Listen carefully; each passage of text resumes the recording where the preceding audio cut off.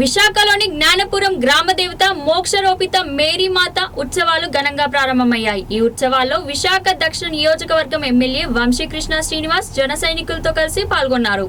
ఈ సందర్భంగా క్రైస్తవ పెద్దలు ఎమ్మెల్యేకి ఘన స్వాగతం పలికారు. సుమారుగా ఈ రోజు 15వ తారీఖు వరకు ఈ పండుగ ప్రతిరోజు జరుగుతూ ఉంది. 15వ తారీఖున సుమారు 50,000 మందితో ఈ గ్రామం అంతా కూడా కలకలలాడుతూ ఉంటుంది.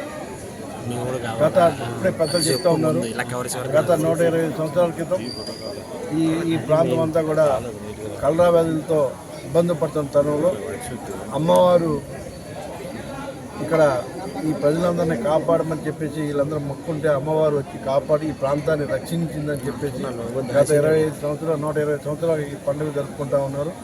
ముఖ్యంగా క్రైస్తవ సోదరులు అందరూ కూడా ఒక పండుగలాగా అత్యంత వైభవంగా విశాఖపట్నంలో ప్రధానంగా చేసుకునే పండుగ ప్రతి ఒక్కరు కూడా పాల్గొంటారు. కాబట్టి అందరూ కూడా ఈ యొక్క ఉత్సవంలో పాల్గొని ప్రతి ఒక్కరు కూడా అమ్మవారి దేవమాత యొక్క ఆశీస్సులు పొందాలని, అలాగే మొక్కుబడి తీర్చుకోవాలని, ఈ గ్రామం అంతా కూడా కలకలాడాలని, విశాఖపట్నం బాగుండాలని, ప్రకృతి వైపరీత్యం నుంచి విశాఖపట్నాన్ని కాపాడాలని దేవమాతని మనస్ఫూర్తిగా ప్రార్థిస్తూ ప్రతి ఒక్క క్రైస్తవ సోదరులకు కూడా ఈ పండుగ యొక్క శుభాకాంక్షలు తెలియజేస్తున్నాను.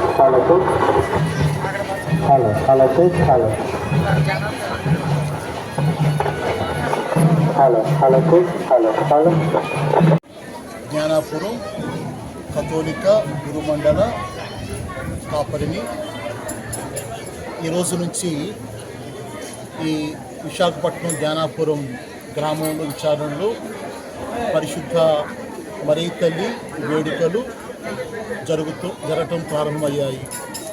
ఆనవాయితీగా ఈ గ్రామ ప్రజలకు ఒక గొప్ప విశ్వాసం. అలనాడు 125 సంవత్సరాల క్రితం ఈ గ్రామం వరదల్లో మునిగిపోయి కలరా వ్యాధితో చాలామంది ప్రజలు ప్రాణాలు కోల్పోతుంటే ఆ ప్రజలకు భరోసానిస్తూ అప్పటి మిషనరీ గురువులు ఈ గ్రామాన్ని సందర్శించి వీరి కోసం ప్రార్థన చేస్తే ఈ గ్రామాన్ని పరిశుద్ధ మరియ తల్లికి అంకితం చేశారు. అప్పటి నుండి అద్భుత రీతిలో ఈ కలరా వ్యాధి పూర్తిగా అంతరించిపోయి ప్రజలు ఆరోగ్యంగా జీవనం గడపసాగారు.